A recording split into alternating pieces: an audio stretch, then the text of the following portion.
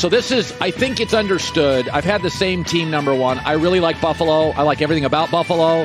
I like the fact they have 9 defensive linemen that plan a rotation.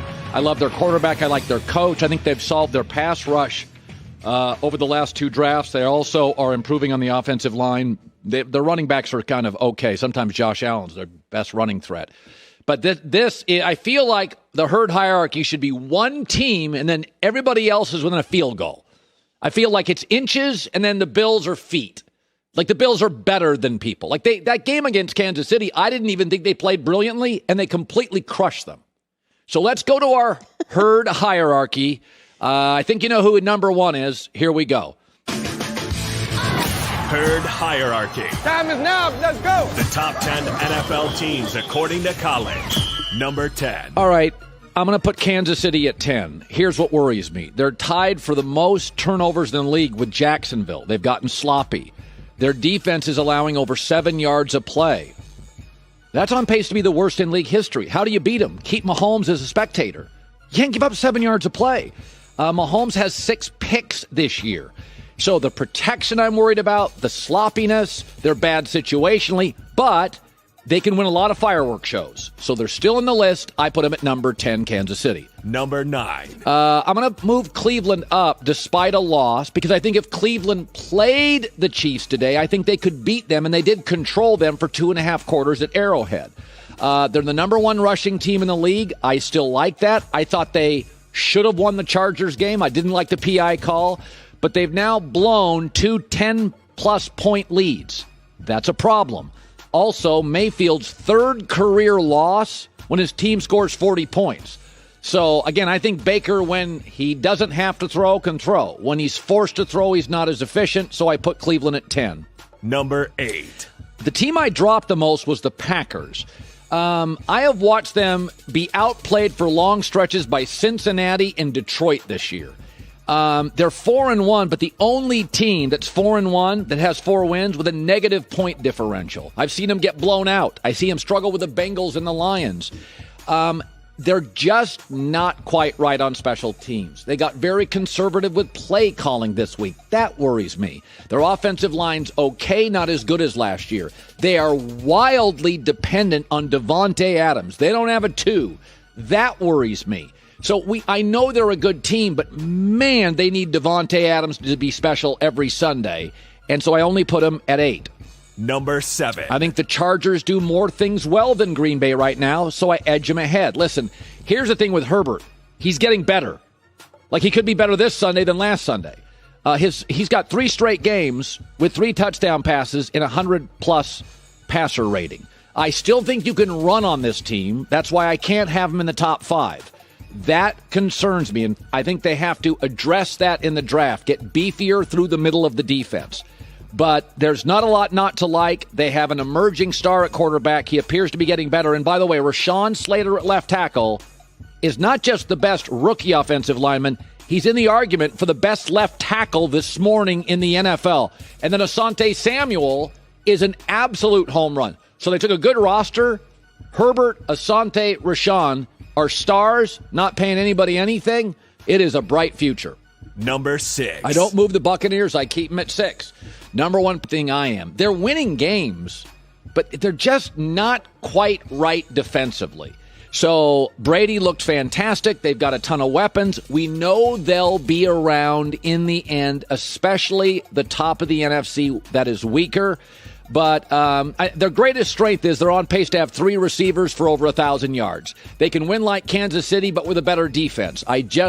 They're not quite right yet.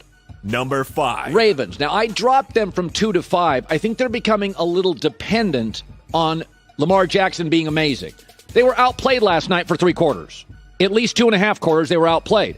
They were outplayed completely by Detroit. So I love Lamar. And I said this. He's lightning. You never know how it's going to go or look, but it's art. There's something about the unpredictability of it. But, boy, they're becoming incredibly reliant on him saving them. It's the largest comeback, 19 points, by the way, in Lamar's career. He's overcome 10-plus point deficits in 3 of his last 7 games. So we can bury that narrative. He's fine coming from behind. Number 4. The Rams by an inch. Listen, this is where I give them credit. All 4 of the Rams' wins have come against teams that made the playoffs last year. So they're beating real football teams. Stafford has been a little inconsistent, but here's another number that Vegas loves. They're averaging almost 7 yards a play, 6.7 yards. That's a big deal in Vegas. That moves the number. They are wildly explosive, but they can also do the details well and get short yards. So I put them at 4. Number 3. Arizona. Didn't play particularly well and still won. That's a sign of a good team. They play Cleveland this week. Good luck, Cleveland. I think Kyler Murray is the story here. First year, he was dynamic with his legs. Okay, passer. Second year, took away some of the mistakes as a passer. Third year, he's now an elite passer with the legs. They also went out and got leaders like a J.J. Watt. So I like teams that score a lot that have a pass rush. That's what Peyton Manning and Bill Polian built. We knew we were going to lead a lot of games, so we got to get pass rushers because you got to throw to beat us. So they have a combination here. The big play offense, the pass rushers on the other side, Arizona at 3. Number 2. I'm going to be honest with you. Dallas is the only team that has not played poorly this year. In their only loss, they outplayed Tampa. They outplayed the Chargers. And by the way, they're 28-0 playing great with Juice and Tony Pollard, and the O-line's healthy. So this team, we've always said, all quarterbacks are better when they throw 32 times, not 58 like Ben last year. But now they're running the ball 2 backs. That just amplifies their ability to score on the perimeter and improving tight end unit. You tell me, my eyes don't lie. They basically in the last 2 years have hit 4 home runs in the draft from CeeDee Lamb, got Micah Parsons, defensive lineman from UCLA. They've got Trayvon Diggs. Folks, these are 4 new stars on this team. I got them at 2. Number 1. Had them last week, have them this week. I don't think it's particularly close. I think they beat Dallas by a touchdown. I think Buffalo's fantastic. Last 2 years, pass rush has been an issue.